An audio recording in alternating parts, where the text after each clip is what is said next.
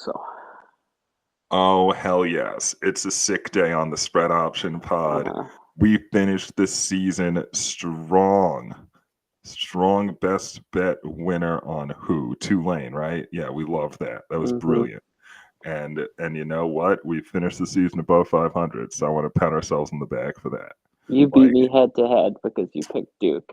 But there's yes, there's still Dukey's plenty of outright. time. There's plenty of time in the postseason for me to win the belt.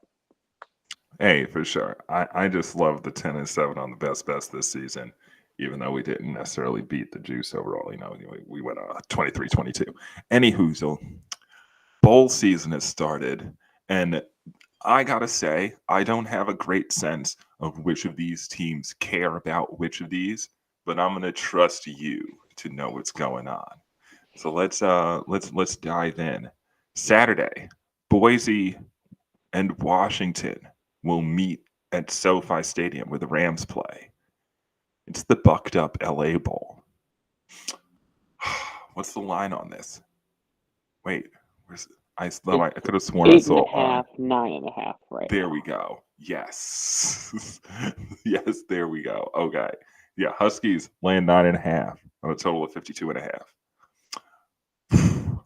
I don't have an opinion. I guess I'm supposed to lay it. But why would Washington care? Um, yeah, I think that's the key here is figuring out who cares. And it's really challenging, especially in this opt-out era.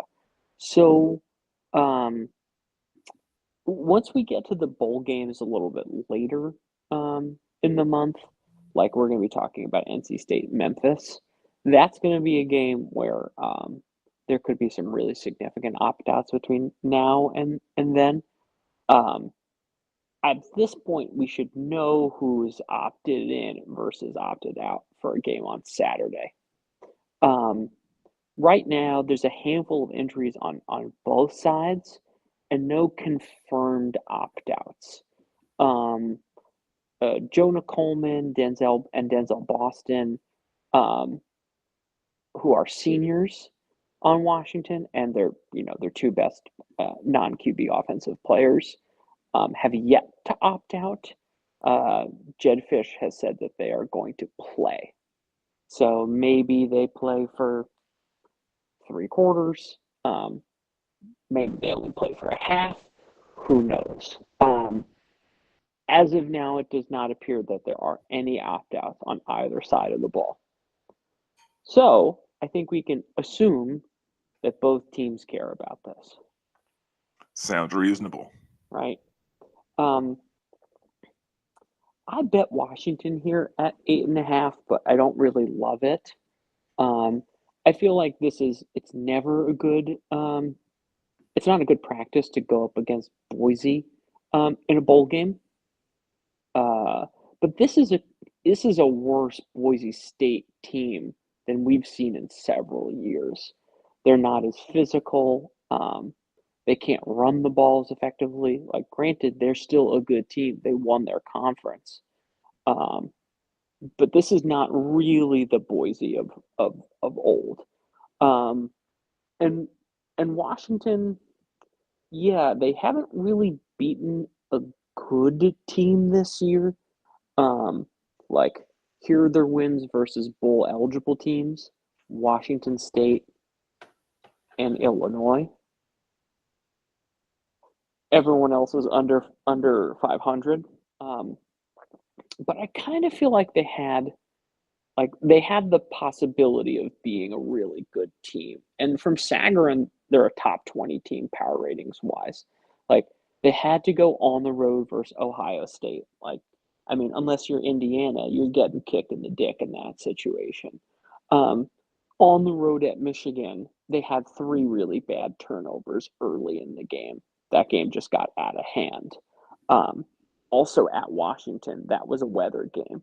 And, losing at home to Oregon, they kept pace with the Ducks there for most of the game. But I think Oregon is either the second or third best team in the country. Um, yeah, I just have, like, my gut instinct tells me I think Washington has a much higher ceiling than this Boise team. But Washington hasn't really had like a convincing win this season at home versus Illinois, I suppose. But I don't know that they're more than a touchdown better. Um, if this goes to 10 or 10 and a half, I might be on Boise and try to middle this thing. I think that's a little too much respect for this Washington team. So like, yeah, I think they're more. My assessment is both these teams are equally as motivated. Washington is an overall much is a more talented team. This is a worse Boise team than we've seen in the past, but I'm not convinced that this is a very good Washington team. Just like a good Washington team, not a very good Washington team. I think all that's super fair. I I think all that's super fair. I would just say that it's not unreasonable to look at this Boise team and think that they're super weak compared to previous generations. Yeah. So like in that sense, I wouldn't necessarily lose sleep about getting in front of Boise. Yeah, which as a program, does well in bowls. Um, yeah, the Huskies might put it on them. I would, but I also wouldn't lay double digits. Yeah, that all sounds right to me. Yeah. So if you were in Sagarin, Boise is a 73.4. Minnesota is a 73.5. You'd feel pretty good about Washington laying 8.5, 9.5 versus Minnesota in a bowl game, wouldn't you? It wouldn't At be least out of I line. would. Yeah, I would. I'd feel comfortable then. It's just really the circumstance of a bowl game, you know. And it's like, it's how bad do you want it? But also coaching carousel. The Washington coach is leaving or not? Not He's leaving, not. right? Yeah, he's No. ensconced. Okay. Yes. Well, Yeah. the coaching carousel never stops spinning. At least at this for this go. We don't know what might happen in the NFL and how that might trickle down to college, but it appears that he will be coaching on Saturday. Right. All right then. All right. Next bowl up. This on Tuesday. It's the IS4S Salute to Veterans Bowl. Ah, you love to see that. This from the Crampton Bowl in Montgomery, Alabama. Troy takes on Jacksonville State. The Trojans laying 3.5 on a total of 46.5. I would lay it before I took it. This is a little tough for me, given that I had Troy 10-1 and I watched them almost win their conference championship game. It makes me feel like these guys are bums. So I think I'm a little biased here. The Here's the situation. So for Troy, we have their top running back, Tay Meadows is opting out, which is quite significant. Um, and then we have some like a random defensive end. But that running back is significant. He's only run for about 700 yards this season. But why is it significant? The starting quarterback, Goose Crowder, broke his ankle in the conference championship game. So the backup did play for several games this season, but there is a significant drop down between these two. Um, so on the other side, if we look at Jacksonville State, they've played a much weaker strength of schedule. Let me pull this up here. A much weaker strength of schedule, and that's kind of across the board. There's a handful of Conference USA teams that are in these bowl games where that's a big red flag for them. So if we look at strength of schedule here, Jacksonville State is literally bottom in the country of 136 of strength of schedule. Whereas Troy, according to ESPN, Troy is 96th. That seems like a So big gap. it's a huge gap. That's a huge gap. The thing about Jacksonville State is they just are in every single game. Like either if they won it or they lost it, they're in every single goddamn game. 17-10 loss. They lost 70-10 versus UCF. Won 34-24 Liberty. Lost 41-34 at Georgia Southern. 45-10 versus Murray State. Here things will become a little bit clearer later in the schedule. Hold on. Lost 42-25 versus Southern Miss. Okay, in conference play at Sam Houston, won 29-27 versus Delaware, won 28-25 versus MTSU, 24-21 at UTEP, 30-27 versus Kennesaw State, 25-36 at FIU, 27-21 versus Western Kentucky, won that game, 37-34 in the Conference USA Championship game where they were winning until like the final 58 seconds, lost 19-15. They're just in every game. Their QB Creel, he's just such a good scrambler, and they can run the ball really well with Cam Cook. I have not bet this yet, but I think I'm going to have to bet on Jacksonville State. But that is admitting that's admitting the bias that I have. Interesting, because you listed out the fucking strength of schedule thing, and then you went, and I'm gonna take Jacksonville State. I thought that was all building up to Troy. No. So what I'm saying is like Jacksonville State is just in every game.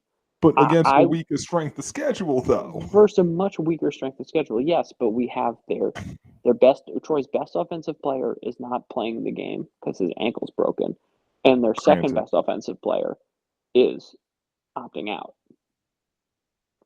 Are they more of a defensive or offensive team? Troy? I feel like Troy is more defensive, right? Yeah, it's more defensive team. Okay. Yeah. So, yeah. Yeah. I think Troy's going to win this game. I just kind of feel like Jacksonville State's going to hang around. But yes, you should be betting on Troy. Just from the strength of schedule gap alone, you should be betting on Troy. I think Jacksonville State's got moxie. Actually, that is some good Twitter stuff. I remember Brad Powers had a tweet about that. There's a thing about strength of schedule gaps in the bowl season. Yeah, there's like a betting system on this. I would. Yeah, if you want Jack State, I'll take Troy all day. If you want to go ahead on that. No, I don't think Jax State is the smart pick. Yeah. Troy is the right way, is the right side. I gotta bet Jacksonville State. And I did. All right. I remember I did it +4. All right, then fair enough. Okay. Rolling on ahead. What's our next bowl up? All right, on to Wednesday. We got Old Dominion and USF tangling in the Staff DNA Cure Bowl. This from Camping World Stadium in Orlando. USF laying 6 on a total of 55.5. And so Golish has already moved on, and we've got a substitute teacher in for USF, while Old Dominion still has their guy. Yeah, they still have their coach, but Old Dominion's starting QB is out. He's opted out. Okay. So they're playing their back quarterback. A freshman, Quinn Hinkle, will start. He started one game versus Arkansas State last year and rushed over 200 yards in that contest. I would still take it if I laid it. South Florida, there are no opt-outs as of yet, but we could see a lot of kids planning on transferring to Auburn. We don't know. I think if we also look at strength of schedule, these guys are relatively similar. Old Dominion is 76th of strength of schedule. South Florida is 70th in strength of schedule. That's primarily because Old Dominion played Indiana. So that's going to be distorted a bit. Yes, South Florida did play Boise and Florida and Miami, but that playing the number one team is going to distort ODUs. So I'm going to say it's about equal. Those numbers are quite close anyhow, but I think Colton Joseph this is the type of game where like, oh, the quarterback is out for this G5 team who's been excellent. Like you have to fade the G5 team, and then somehow their backup is totally like fine in these Hmm. games. Like that was the game where in Western Kentucky, who was the who was the QB that played with Malachi Corley? What was his name? Oh Jesus, I couldn't possibly remember that. Yeah, from like 2 years ago, whatever. So there was this quarterback. I forget his name. White dude, excellent. It was after the Bailey Zappi era. It was that dude. Um, anyway, so he was out. Malachi Corley was out. There were like a handful of offensive linemen, defensive linemen that were out, and then Caden Veltkamp, who'd like never played before, was the starter, and they just kicked ass in that game. Caden Veltkamp played another year at Western Kentucky, and is now at South Florida. But that's the inclination I'm getting. If these two teams on paper, with Old Dominion without their starting quarterback, South Florida should truck them. But I don't like that this was 6.5 and I'm seeing a 6 here. There's that's concerning. If you're a South Florida backer. The That's the right. real question is I did not watch ODU once this year. Like how good is the rest of the team? Was it just all the quarterback? Like how much do they need to change? But you know, they could install a new system within, or not a new system, but come up with enough plays for the young man. Um, I still lean South Florida, but I would not surprised if ODU wins outright. This I is think in I think we should take their the points. backyard. This is in their backyard, by the way. This is Understood, in of course. Yeah, Orlando. Yeah. yeah. Camping World Stadium in Orlando. Yeah, no, this is of course a semi-home game for South Florida, but it is a game played under a substitute teacher. And let me tell you something. I've been a teacher of record, and I've been a substitute, and I've had a lot more control over the lads when it was my classroom. Anyway, we'll Here we press can on go ahead. head to head. We'll go head to Oh, head. you want to take I'll back South Florida. USF? Yeah. All right, good deal. Yeah. I'll take Yeah. Old Down. All right, head to head. Good deal. Okay, next one up. Oh, the Cajuns are finally not playing in Louisiana. All right, this is going to be the 68 Ventures Bowl. It'll be contested between the Raging Cajuns of Louisiana and the Delaware Blue Hens. This game will be played in Mobile, Alabama at the Hancock Whitney. The Cajuns laying 3 on a total of 58.5. I have a hunch the Blue Hens win the game. I feel like even though this is in foreign territory, this just might mean more to them. Ooh, we're definitely going to be head to head here. I took the Cajuns. Well, wait, you can convince me. Why'd you I take the can. Cajuns? Okay. Well, again, we have a pretty big, not a huge, but a big strength of schedule gap. Raging Cajuns number 99 in strength of schedule according to ESPN. Delaware number 130 in strength of 131, excuse me, in strength of schedule. The thing that I like about Louisiana here, let me pull this up, is their their starting quarterback got hurt in the first game of the year versus Rice, and they had a really rocky year for the most part, but they're on a 4-game winning streak at South Alabama, home versus Texas State, who's a good offense. On the road at Arkansas State. This is, a plucky team that's bowl eligible. And then at home versus their rival, UL Monroe. I think that they're turning the ship around, and Demereau is a pretty solid coach. Um, Granted. he's he's managed But all those bowl wins did come in the state of Louisiana. sure, but he's been a good captain of this ship ever since Billy Napier left. I think he's a good coach, and I like that they're on this little winning streak. I haven't given 1 second's thought to Louisiana all season, and that is somehow appealing to me. On the Blue Hen side, yeah, we have that strength of schedule disparity. Okay, teams that they beat. They beat Delaware State. They beat UConn UConn was a huge letdown spot after UConn went into overtime versus Syracuse. But UConn is a bowl eligible team. FIU, are they bowl eligible? I don't They, think so.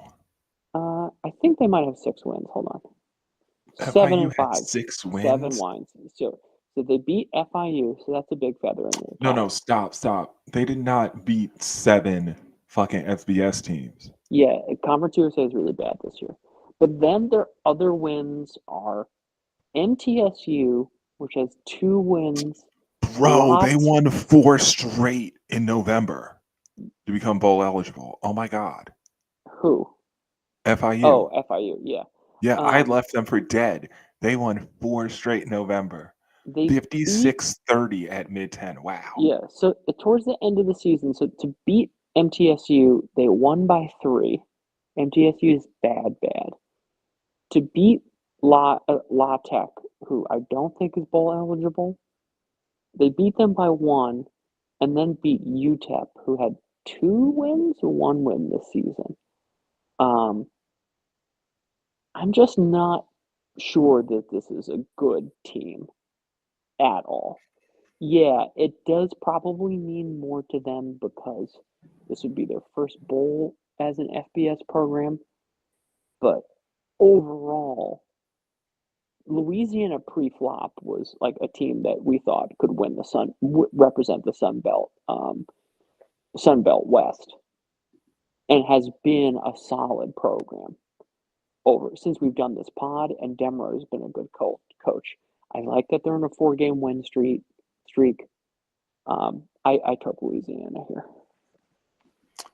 All right, well, you definitely convinced me to lay off of Delaware. All right, then I guess we'll have to give out the Cajuns if I won't fade it. All right, Kate, well graded at 3. All right, next one up. Now we're on to next Thursday.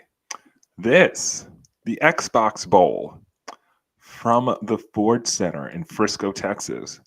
The Missouri State Bears will be taking on the Arkansas State Red Wolves.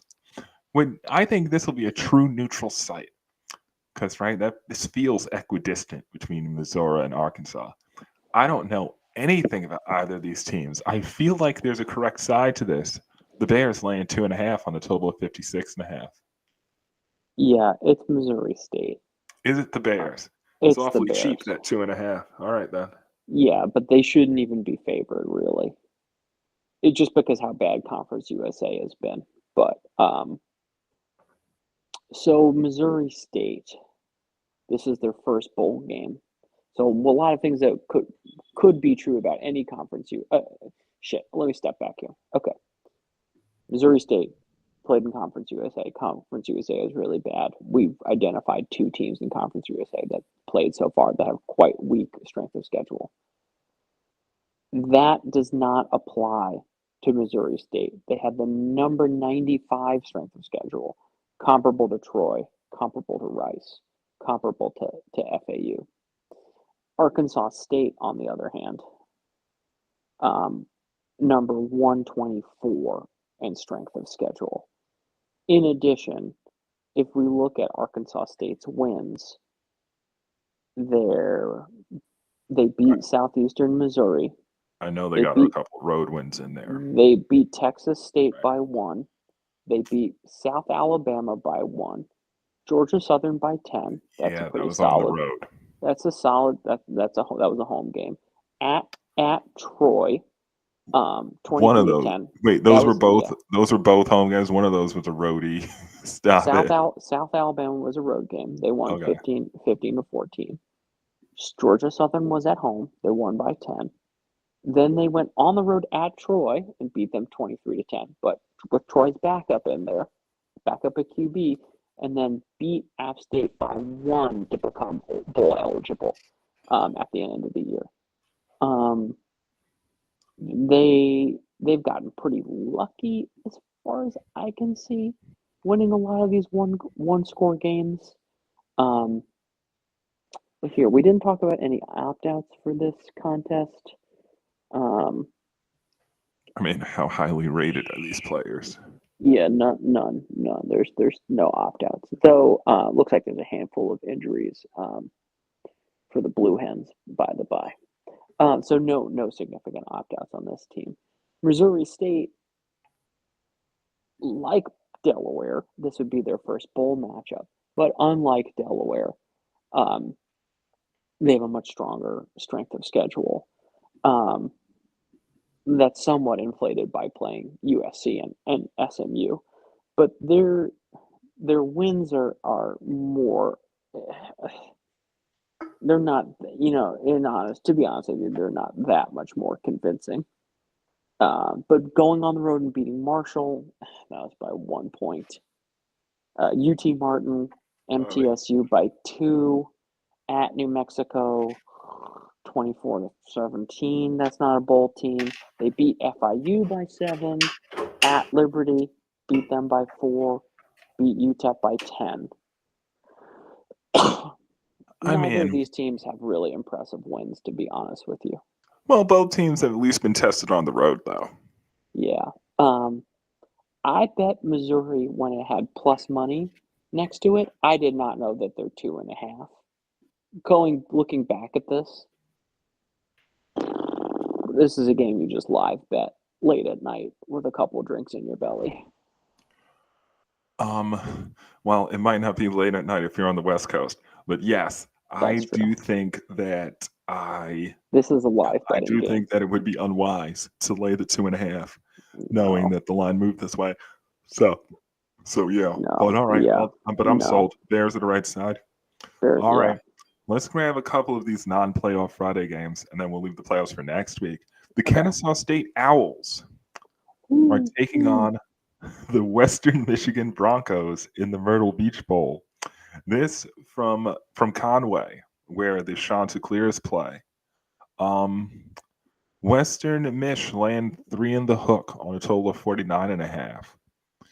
I guess the Broncos are the better team, right? I don't know. Is 3.5 too much? It might be too much. So Western has a really good defense, and they basically kind of play like a triple option team. Like they run the ball really well with their QB. Kennesaw State only lives and dies by explosive plays. So can the Western Michigan defense, which is pretty solid, prevent some of those explosives? And then, once they have possession, can they just drain the clock and beat up on Kennesaw State? I think that's what the line is telling you. Once again, let's look at strength of schedule. Kennesaw State, I think, has a decent strength of schedule. 98 versus Western Michigan's 110. So Western Michigan with a slightly worse strength of schedule here, though they almost beat North Texas. So that's a feather in their cap as far as I'm concerned.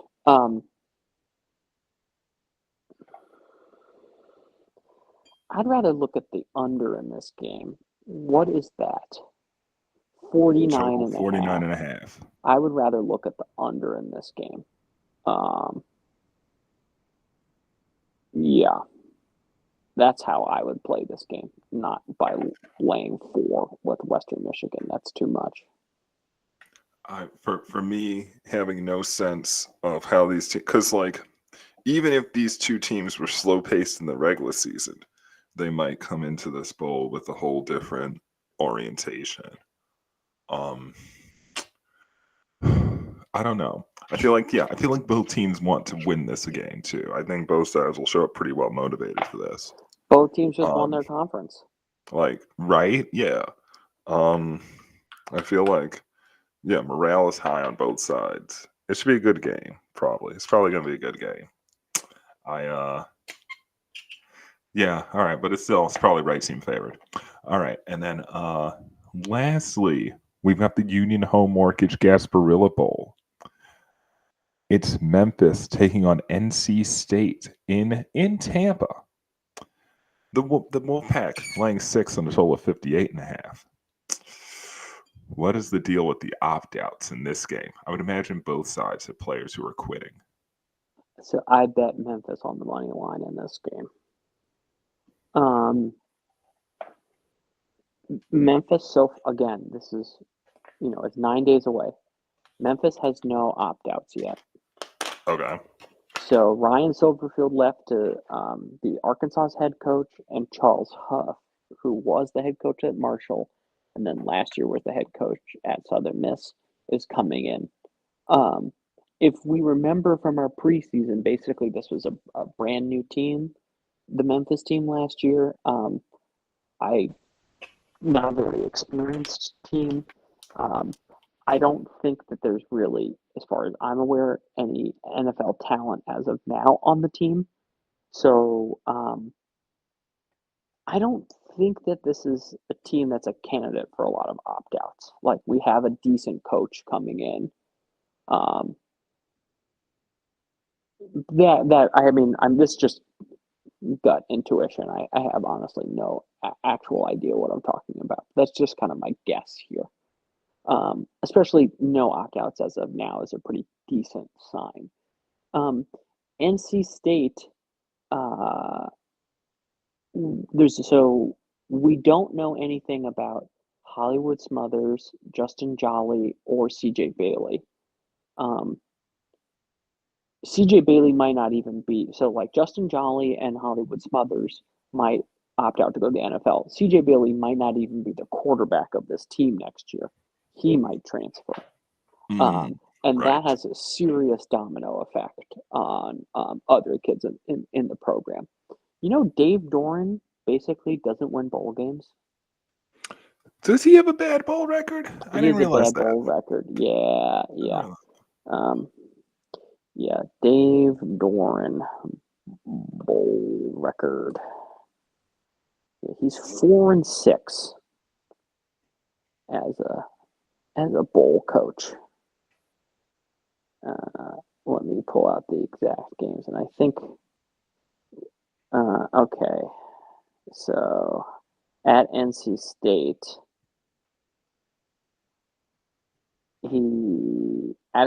so we have one bowl win at Northern Illinois. So he has not won a bowl game at NC State since 2017. And since then, they've been in the Gator Bowl twice, the Duke's Mayo Bowl, the Pop-Tarts Bowl, and the Military Bowl. And they've lost all those games. So I took Memphis on the money line. I don't hate it. And it also sounds like our best bet, Memphis plus the 6. Yeah. I like it. I like it. That works. Early, we'll get into it, but I laid it with Ole Miss and Oregon. Fuck those teams. Fuck them. I definitely agree on Oregon. Okay. Yeah. Now, before we hop off today, I want to share a little Twitter exchange I had about the playoff because this was with betting celebrity Peanut Better. So I love that he would reply to a guy who has no followers. Anyway, so he suggests that the most frustrating part about the committee's terrible process that it takes away from Notre Dame's total meltdown for a reasonable result. He argues Notre Dame had bad strength of schedule and 2 losses, their best wins being Southern Cal at home and Pitt. To which I replied, Bama lost 28-7 in a final score that flattered them, excluding the Irish for them, is a clown take. Peanut Better suggests, hey, that was an extra game they played because they won a ton of games during the season. Should conference championship games be a free roll? So those are different. So here's why they should potentially be a free roll. If you want to continue to having conference championship games, you can't punish the loser of the conference championship games because otherwise, why have them? And you're also, and this is also some way of potentially convincing Notre Dame to join a conference, which they won't. That's really the strategic problem. That's why SMU got in last year versus Alabama, because they'd lost the conference championship game versus Clemson. But do you really want to punish them for getting to that stage, but then failing when you get there? I think that's unfair. For me, there's got to be a little bit of a process element, because bear in mind, Southern Methodist lost that game in a heartbreaker. Like, they were up like 20 points on Clemson, then Clemson came back and won at the end. Like, whereas Bama was strangled from the outset, and it was clear that they did not have what it takes to be on that field. But that's also not true. They beat Georgia at home. And beat Georgia's. And what many people feel like was somehow lucky. It was like they had like a voodoo priest or something. Sure, but they, but they beat Georgia's home win streak, right? Which was like 30 in a row or something insane. Yeah, I mean, had they not already played Georgia earlier in the year, I get that point. But it's, they played twice and they were the winner once and loser the other time, I mean, well, also the other part of it is that like, how much respect do we have for power ratings? Because I mean, the Irish would be favored over pretty much everybody in the playoffs. So it's like, what the fuck? To me, Miami should not be in it. That's the bigger issue. They didn't win anything. Like you're saying like, oh, the ACC is so weak. Like, yeah, you couldn't beat enough ACC opponents to get to the conference championship game. To me, that's more egregious, and no one's talking about that. Everyone's talking about Alabama. That is egregious. But they beat the Irish, though. Sure, they beat the Irish in the first game of the season, with a rookie quarterback. But sure, but like still, they did beat the Irish. So I guess but they lost to SMU and Louisville. But I mean, okay, sure. But I mean, you can't put the Irish in over Miami because Miami beat the Irish. How are you going to tell Miami it doesn't count? Well, because of those two other losses negate that win. Two bad losses when they were heavy favorites in both of those contests. But not when those two teams played head-to-head. No, you don't know. The head-to-head has to count. Because otherwise, like, then those matchups aren't special.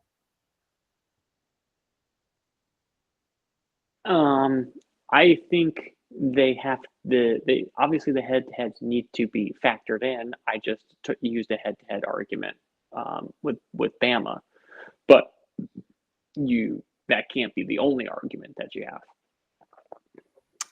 I mean, look, I'm just going to say instinctively, I felt like it was Bama's inclusion that unfairly caused the snubbing. Like, I intuitively sort of recoil at the notion that the Hurricanes should be displaced for a team they defeated.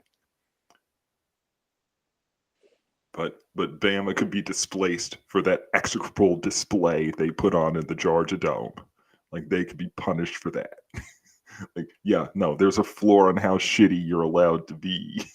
I guess that's what I'm really advocating for, is let's establish a standard. You got to like play the game reasonably close. Like, if you get like strangled and fucking fucked to death in the conference championship, that might screw you. To me, I think Virginia should be in the playoff. Yo. Yeah. Yo. They just lost wire to wire. Yeah, I think it was a close. No, that was a close game. They lost that game in overtime. Did they lead? Did the Cavaliers lead at any point in that game, Or did Duke lead No, they that the did whole not. time? They Yeah. led the whole time, but that's Yeah. besides the point. Is it though? That's besides the point. There's a magic. You should be rewarded for having a magical season. Like, you should be rewarded for having a magical season. I'm not convinced of that. I don't think winning a bunch of close games should make you like automatically be in the playoff.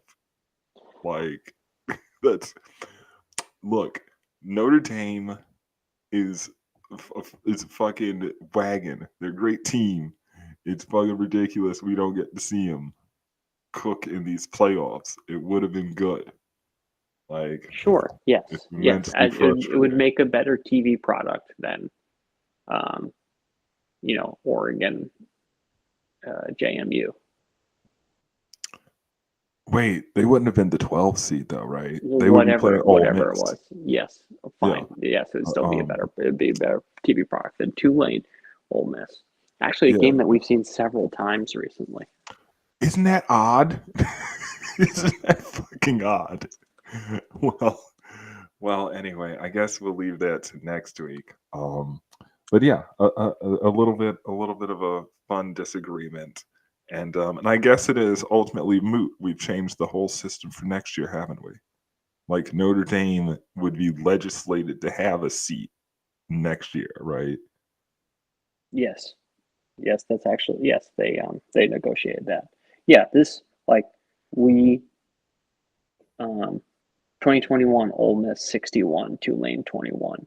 2023 Ole Miss 37, Tulane 20. 2025 Ole Miss 45, Tulane 10. This happened this year, and we're get the shitty game again. It's insanity. Excluding the Irish, whatever. All right, best bet on the Memphis Tigers, and then And we'll come back. also, the group of 5 teams should not be in the playoff. They should have their own playoff. What? How would that work? What do you mean they have their own playoff? But this was supposed to be the playoff for all 128 teams. I understand, but that's not what should happen. They should have their own playoff.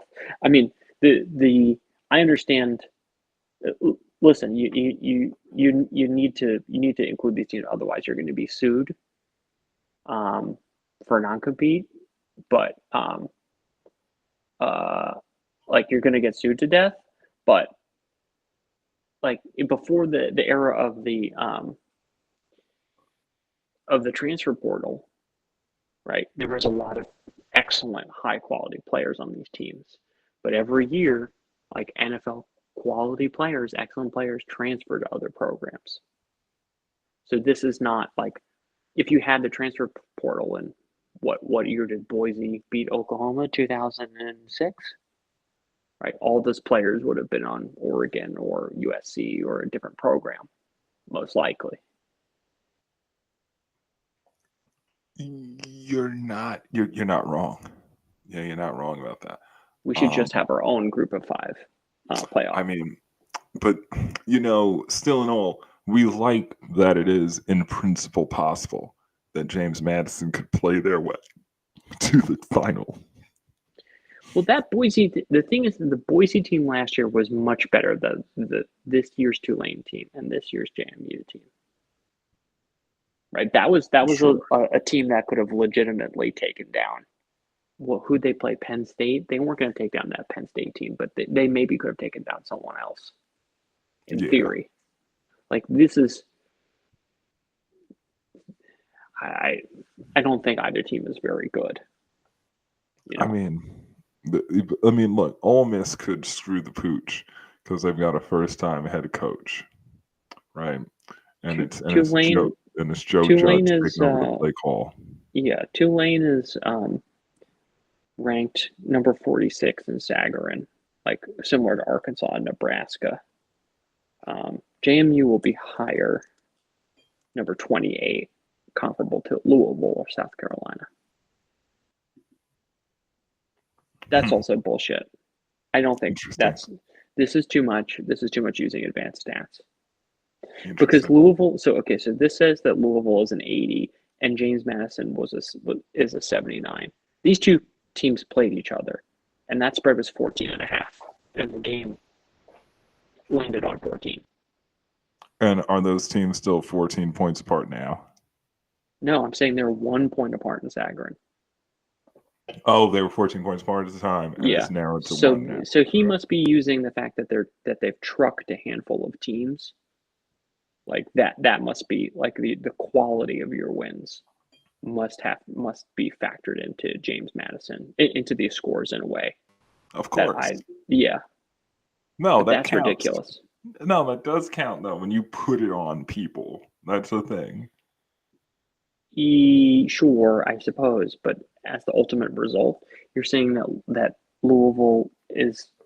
You think Louisville and James Madison, if they played on a neutral, would be a pick 'em? Mm-mm. That's Now silly.